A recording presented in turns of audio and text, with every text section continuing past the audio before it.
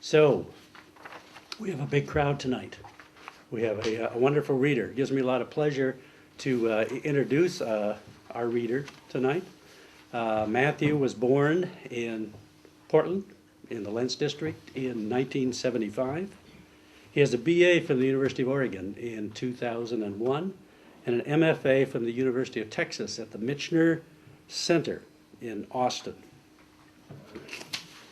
He is the author of 2 chapbooks, Amigos, and Something About a Black Scarf, and 2 full-length poetry collections.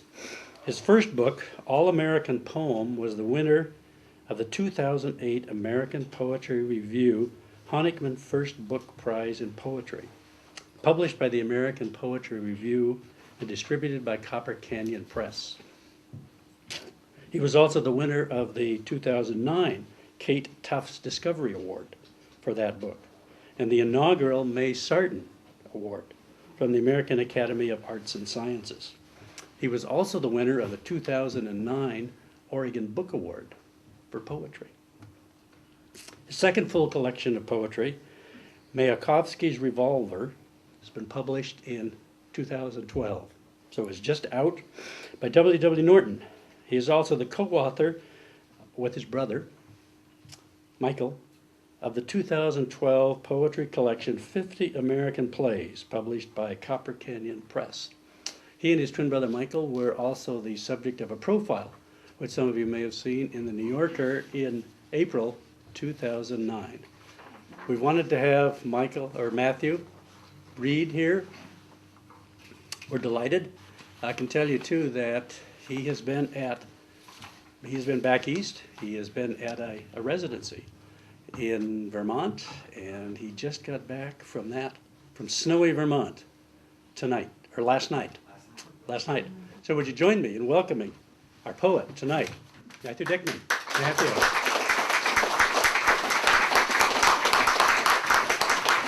There you are.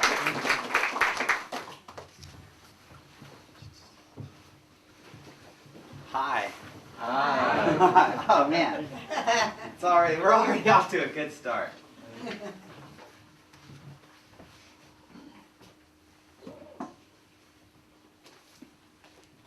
I want to thank Tom and everybody involved for having me out tonight, and I also want to say how amazing it is that you have this poetry reading series, among other events.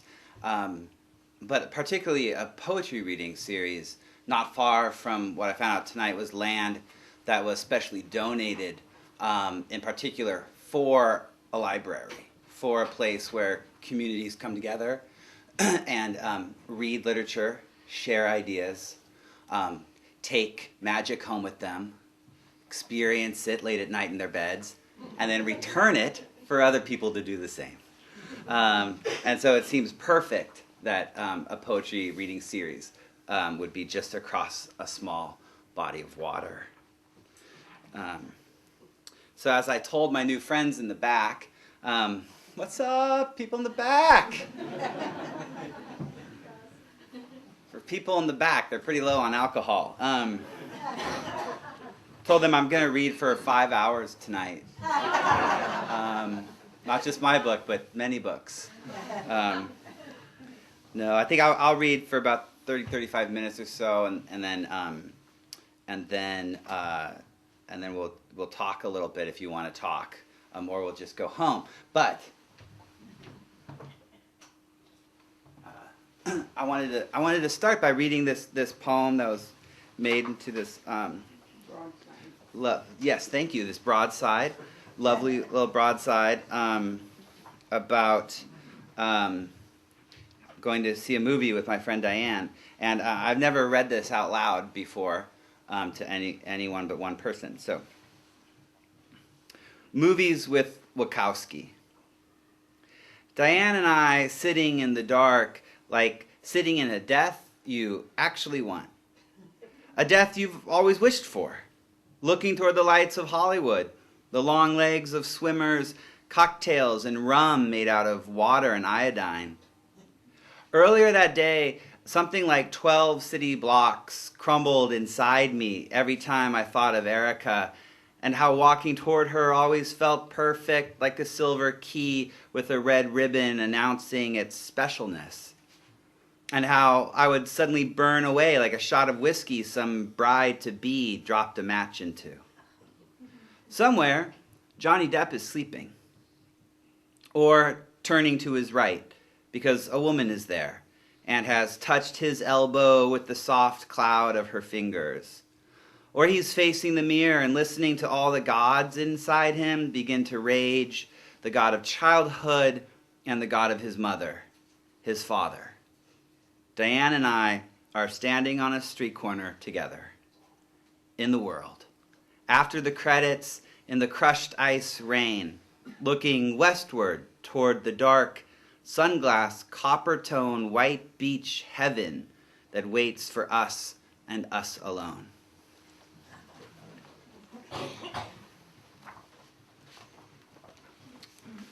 So we'll move from one heaven to another heaven.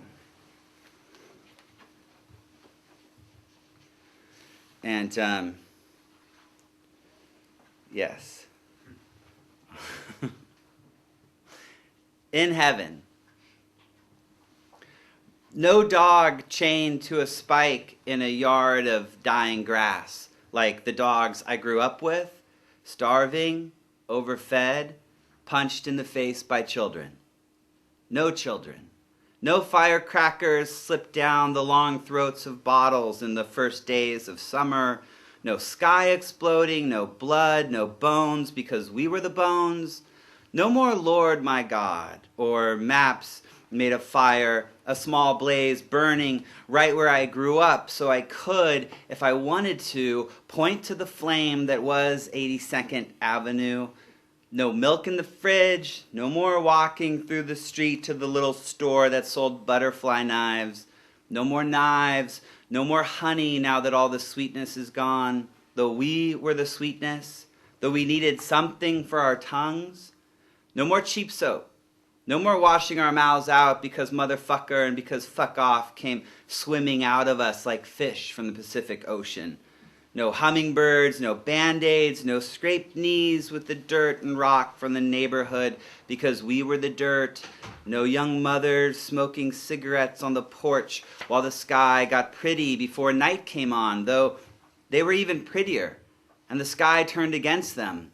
No punk rock, no prom, no cheap high heels left in the rain in a parking lot, no empty bottles of wine coolers because we were the empty bottles, no throwing them against the wall behind the school because we were the glass that was shattering, no more looking toward the west, no east, no north or south, just us standing here together, asking each other if we remember anything, what we loved, what loved us? Who yelled our names first? The next poem I'm going to read is this poem called Bridge. So I live now off of Southeast Ankeny. I've lived all over Southeast Portland, and my feet are my cars, and I walk everywhere.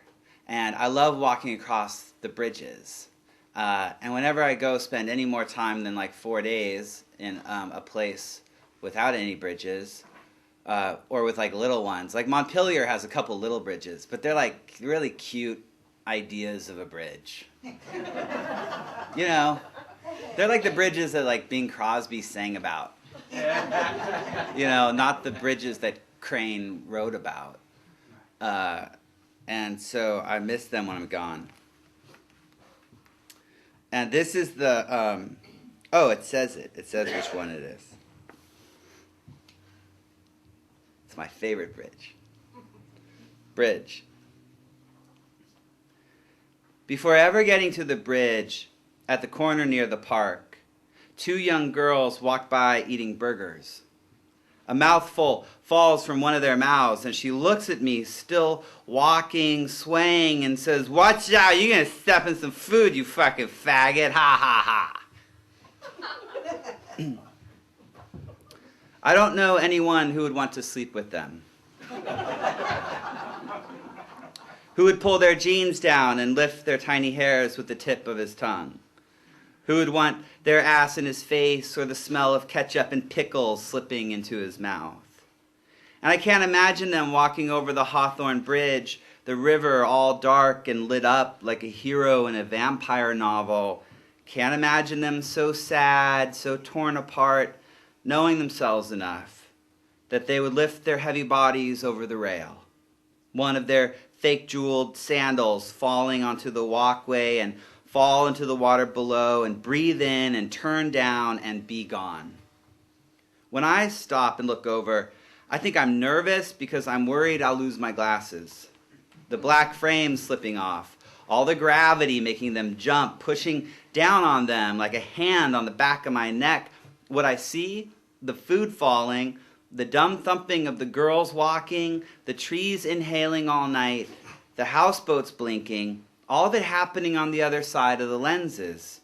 My favorite bridge, my favorite part of the walk home, this choice I think I have. In a Christmas movie I like, a man is standing on the ledge, looking down into the water, thinking about it, getting himself ready, giving people time to talk him back to earth. Time for an angel in a gray overcoat and a face from the 1950s to stop him. When I lean over, I can feel the cars racing east behind me. No one pulls the emergency brake. No one leans on the horn.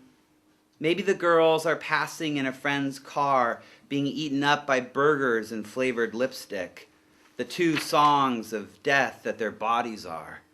And maybe one of them waves, or it looks like she's waving, when she flicks a cigarette like this out the window and it falls and keeps falling.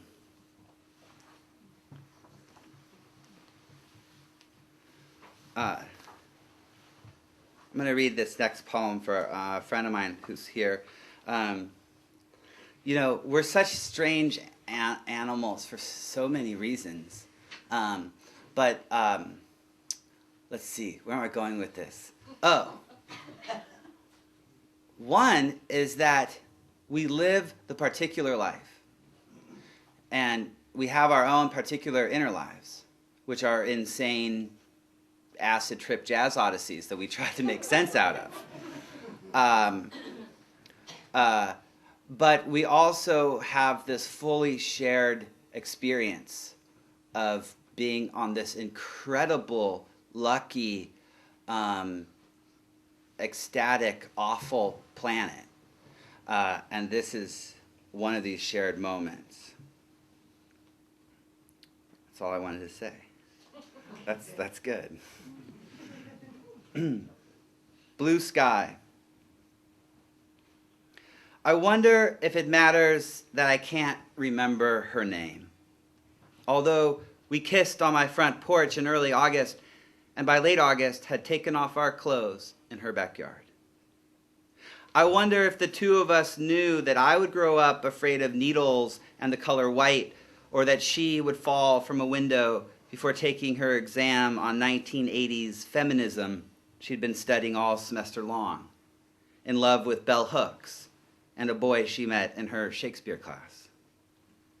I wonder if it matters that she might have jumped, that when I dream about her, I dream she's hanging in a closet. I wonder if it matters that she slipped or stood up, all of a sudden, as we like to say, and walked up to the window and then stepped out all of a sudden, but for the hours of sitting and the seconds of falling.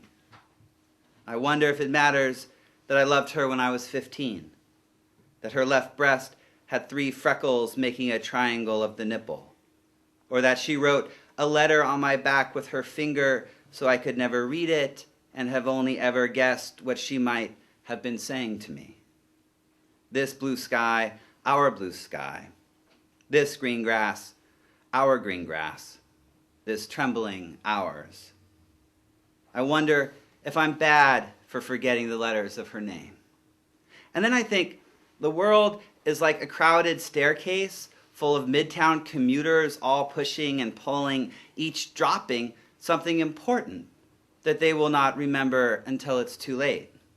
And then I think I'm an idiot for thinking the world could be a story I tell myself to make myself feel better. And then I remember this thing. I'm standing on the top of a building. A friend is opening a beer for me. He says my name. And all of a sudden, I'm wondering if it matters that I'm stepping up onto the flat head of a concrete gargoyle, looking down at the parking lot stories below. And now my friend is yelling my name rapidly with a question mark after each time he says it. And I remember, blue sky, green grass.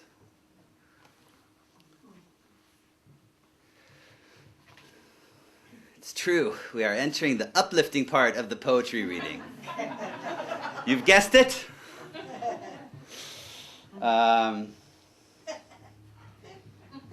I bought a Pendleton shirt on my way to Vermont. It's poetry banter in between poems. So Mayakovsky's Revolver, this book that just came out, has a central long elegy for my older brother, Darren Hall, who died now years ago after committing suicide. It was not the first time he had attempted his life. It was part of his life, I think, from the age of 8 years old on, around there. And so the name of the book comes from that idea of suicide. Mayakovsky, of course, being the great Russian and then Soviet poet who shot himself. So I'll just read a couple of these poems for you. My brother's grave. Like a city I've always hated, driving through but never stopping, my foot on the gas, running all the lights, wishing I were home. Hating even the children who live there as if they had a choice. I imagine him in his 10 million particles of ash tied up into a beautiful white bundle of lace, a silver bow looped where his neck should be, thrown into a washing machine, set on a delicate cycle to spin forever under the dirt. The all of him left, the vegetation of him, the no more thing of him, his skateboard and mountain bike and beers and cigarettes and daughter and mixtapes and loneliness, his legs and feet and arms and brain and kneecaps. Outside the graveyard, there's still some part of him buried in the mysticism of his DNA, smeared across a doorknob or brushed along the jagged edge of his car keys. 2 kids from the high school nearby will fuck each other on top of him, and I won't know how to stop them. Someone will throw an empty bottle of vodka over their shoulder, and he will have to catch it.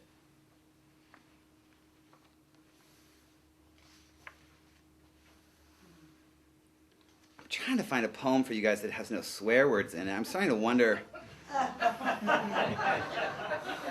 what my problem is. If it was lack of education, or this should just be called FU's Revolver. Is this one? Or oh, good. Good. Mayakovsky's Revolver. I keep thinking about the way blackberries will make the mouth of an 8-year-old look like he's a ghost that's been shot in the face. In the dark, I can see my older brother walking through the tall brush of his brain. I can see him standing in the lobby of the hotel, alone, crying along with the ice machine. Instead of the moon, I've been falling for the lunar light pouring out of a plastic shell I've plugged into the bathroom wall. Online, someone is claiming to own Mayakovsky's Revolver, which they will sell for only $50,000. Why didn't I think of that?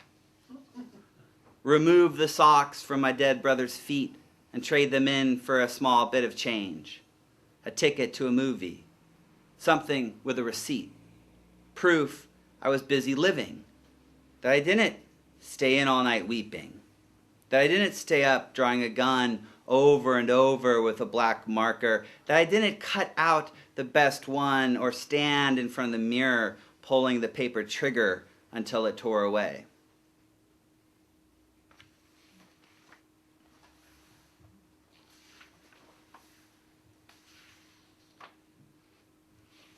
Okay, I'll read maybe one or two more of these. This one, I'll read two more. Both have Portland stuff in it.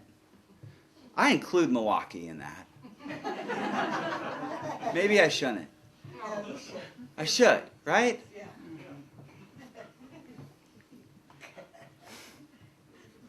I feel like the galaxy.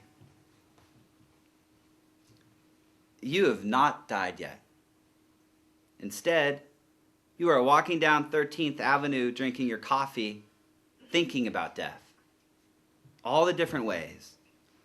All the opportunities glimmering ahead of you. Thinking about the woman who poured your coffee. The woman at the cafe who asked if you needed a receipt. Rang you up and took your credit card. Is a love you will never have. Though somewhere in your brain, her long hair is living out a dream of wheat. Her dress, how it must feel around her, snug and slippery, is falling behind you, almost forgotten. So now you can get back to it. Death, your little love, your hot nipple action of fear. A train in the dark before it breaks, rising up as you cross the food carts on Alder and head for the park. There's a garbage can near the west entrance where you throw away your empty cup. Maybe because you are wearing your new shoes, you are not heading east toward a ceiling fan and pills, toward a six-pack and medicated patches. I lost you to a bar and an all-night record store. Lost you to an old Beastie Boys t-shirt and shredding punk rock guitar.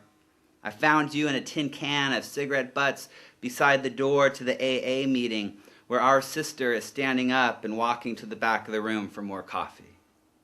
I found you in my kitchen in the handle of a knife. I found you sitting on my bed, right in the middle, a shadow made of air and dust. The galaxies lifting me across the street.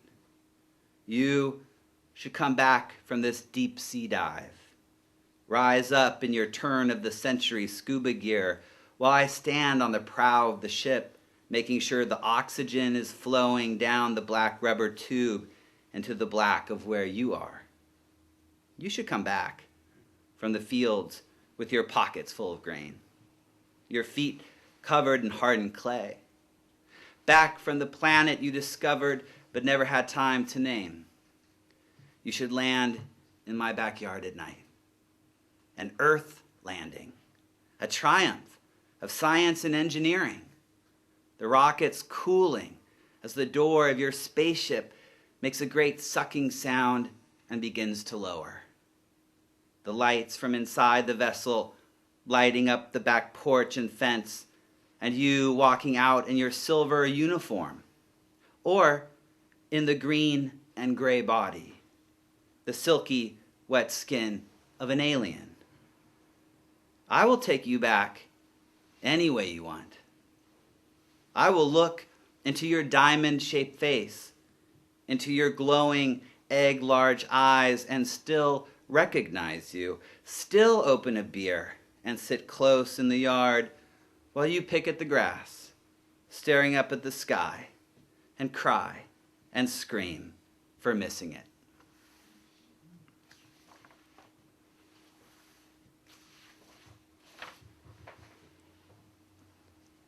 West Hills. Do you know there are a lot of swimming pools up in the West Hills? Yeah. And depending on what time during the summer, they are free to use. Just saying.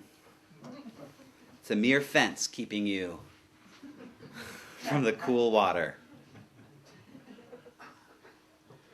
West Hills. My older brother is in heaven above the West Hills, swimming in a swimming pool, behind a big house built on the side of a hill on stilts, so it won't go crashing down into the long boulevard below it. Built that way so the house won't jump, won't one day decide it's over. Nothing left, the dark from the evergreen trees, making it all seem like closets and midnight. My brother on his back, looking up at the sky. He's full of cocaine and Heineken. There is no telling him apart from the sun or the sky or the shining stars his hands make. The water falling from his fingers back into the wet body of the pool. Whenever I drive up here, through the black curves, I wonder which house it is. Which one became a kind of vacation for his heart? What the bathroom looked like?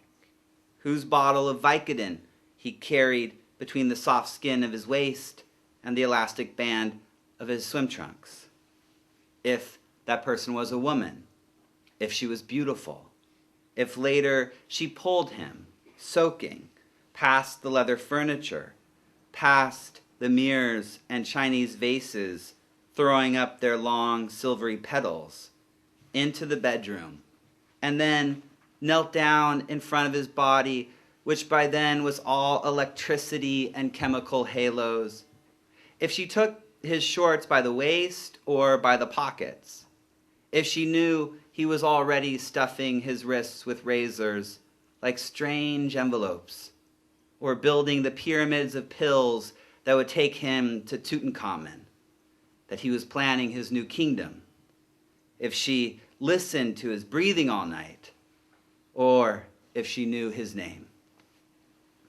Okay. So we'll move from Darren onto some other things.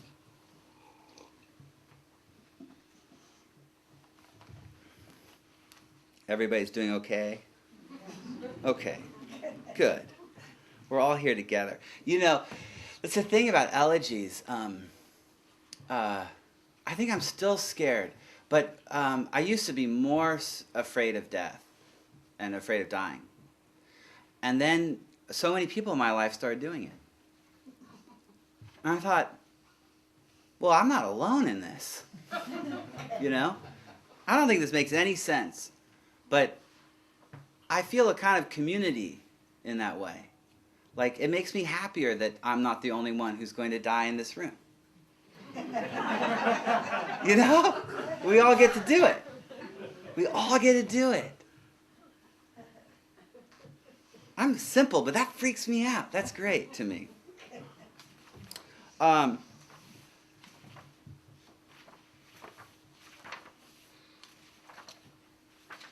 This is a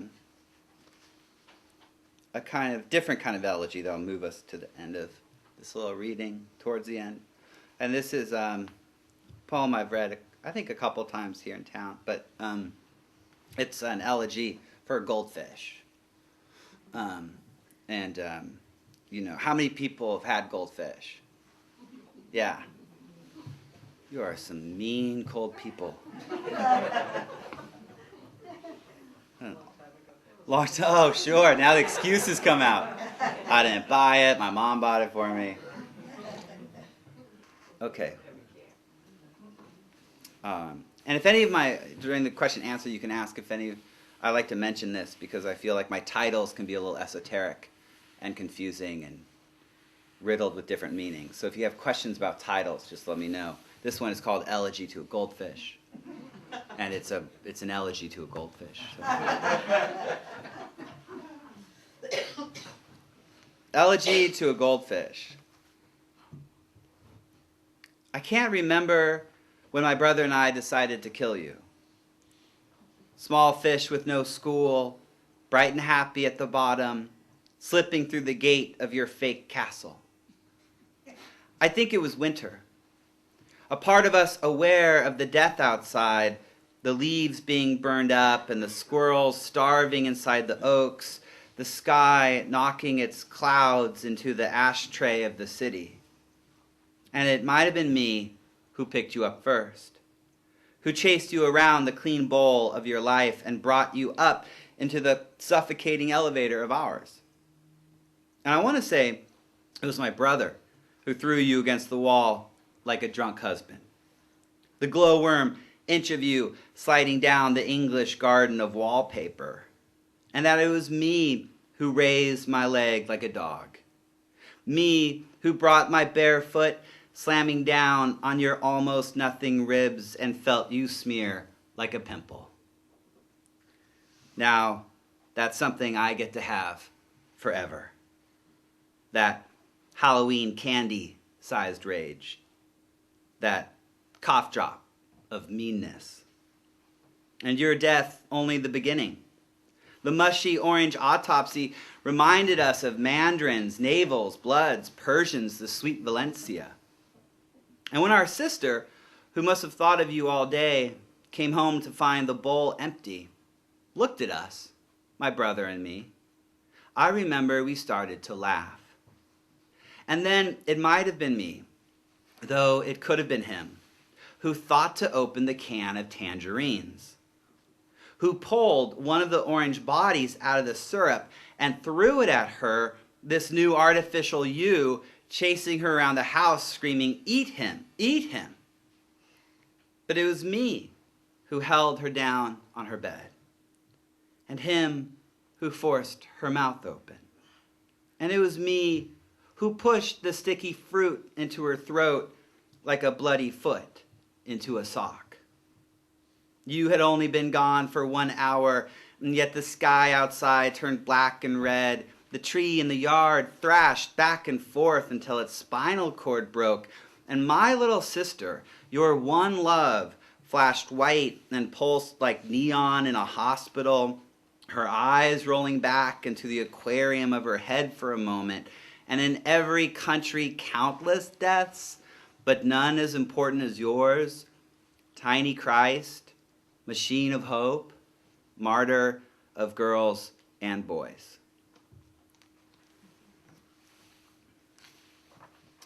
So I'm just going to read 2 more poems. Does that feel okay? Okay. How many people can't feel their butt? The only one standing is the one who can't? Oh, you and me. I don't know why, but I just can't. It's weird. It's just a weird thing. Okay. In Claverack, some people might have been to Claverack. Claverack is a town upstate New York, just off the Hudson, near Hudson, New York, actually. Hour and a half from the city. In Claverack. My friend's daughter is growing up, and no one can stop her, but for a speeding car or a lost schoolmate who finds his father's gun, like on television, inside a shoebox beneath the bed. I hope she lasts forever. Outside my doorway, the fathers are leaving. They are drinking and singing old college songs. The ones who didn't go to college are talking about trucks and the girls they had in the trucks. The ones who became the mothers. A cop is pulling up to the curb. The sidewalk is leading one child toward joy and the other toward colossal pain. Some are playing hopscotch or being outlined by a friend in yellow chalk. In Claverack, my friend's daughter is thinking about her parents and thinking about ghosts. In her neighborhood, there are people who have yet to be born. Their suffering is yet to be invented. But there is time enough and imagination. There's enough construction paper and glue for all that. The parents in the doorways have been sad for so long. I don't know if there is anything any of us can do. Even her, even if her father reaches down and lifts her up into his sad arms. But he will try, and she will try, and everything that has happened will happen again.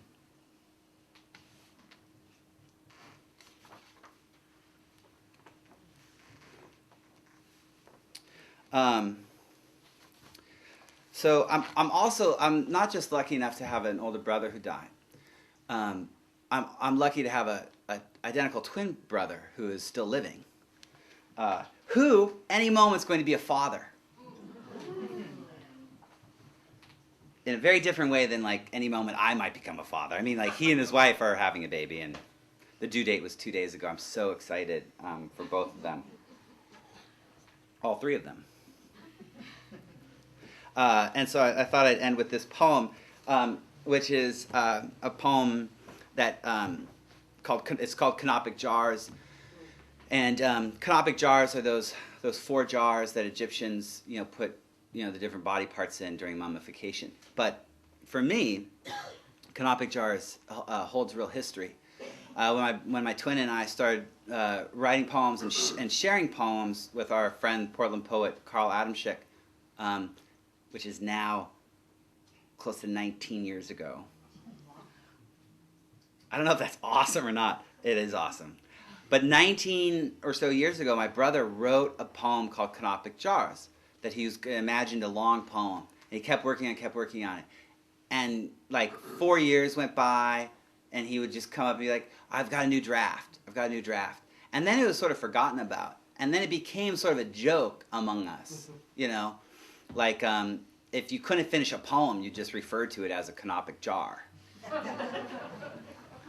And so finally, I was at a bar with my friends Carl Adamschick and also this poet Michael McGriff, and we were kind of having a canopic jar moment and laughing and kind of joking about it. And I thought, well, fuck it, I'm just going to write. So I started writing notes. Anyway, this is my brother's poem. And thank you for having me here. Canopic Jars. I'm thinking about the ancient Egyptians and how when someone died, they would separate the body forever in 4 jars. 4 jars all pointing toward a different place on earth, a different point in space. And how I'm like a tower of these containers. How my stomach, intestines, lungs, and liver are all stacked up, one on top of the other, with my heart like a beating pyramid somewhere in the middle. The desert of my body all around it, the great unblinking eye at the very top, looking out at thousands of slaves, my blood cells. The long scroll of my brain, a pharaoh not wanting to die, wanting to live through each decade, each century, like Freemasons, like dollar bills, y'all. My life like the jars, too. Each love its own thing, each life, and each death poured into the dark mouth of the limestone, all my memories, all the nights and the wind in the night.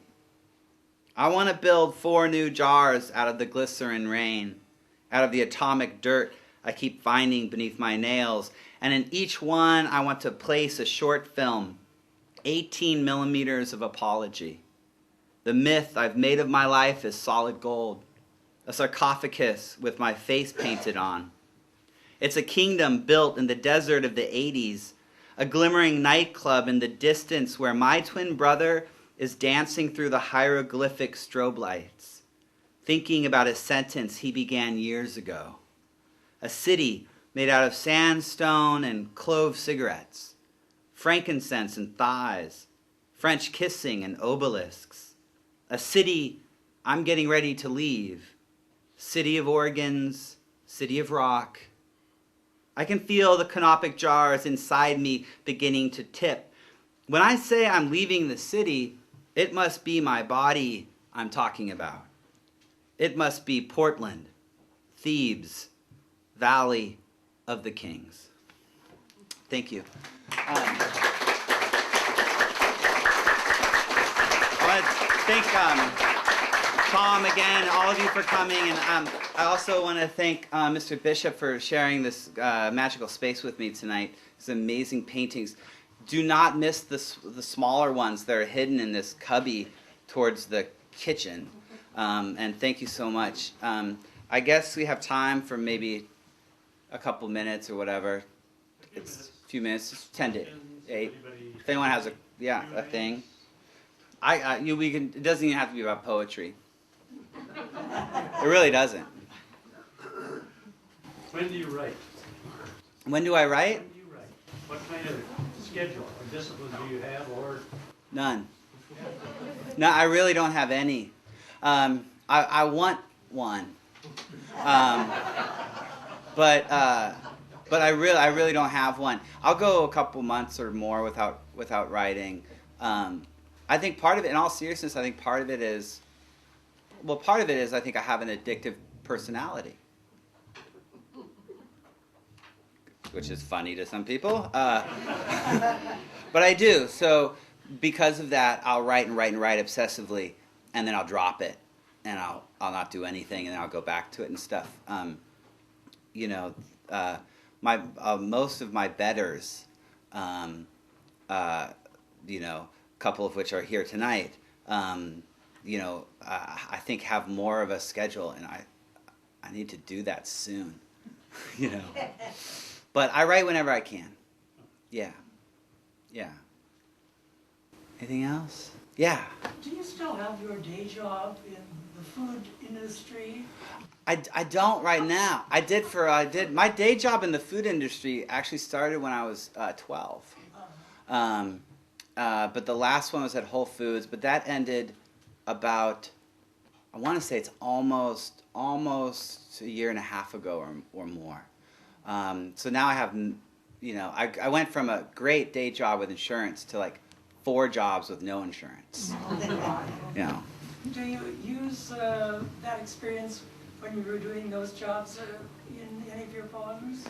I think you have to. I don't know if you use them. I didn't use them like I thought maybe I would go home and think maybe this would be interesting for a poem. But I think my day would end up in the poem in some way. It might not be like a physical truth in the poem, but it would be like an emotional truth in the poem. Yeah. How often do you like to dip into historical events or other times and places for your inspiration? I don't. All my answers suck.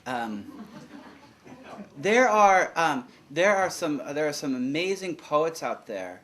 Top of my head, Northwest poet Linda Beards, who, or at least in the past, had dealt sort of intimately with some true historical stuff that's happening, or that had happened. Kevin Young, great poet, similarly. I think the only history that affects me enough to write about it directly is my own family history, right? And my own history as I'm learning about it as a human being. But people write and make art. I mean, there's no bad way to make art. If watching documentaries and writing about those things, or writing about things in history, or just writing about stuff you see, like I seem to do, that leads you somewhere. I think it's great. I think art can be made out of almost anything. Almost. Not meanness. But is that it? Oh, just now? Yeah. I was there for 13 days. It was great. Snow. 13 below. It was awesome. Yeah. No, it was really gorgeous. Mm-hmm. And Vermont has had some really famous, great poets go through there. And so I like to go once a year to ruin that. I think we'll stop there. Thanks for coming, you guys, and thanks for listening. Thank you.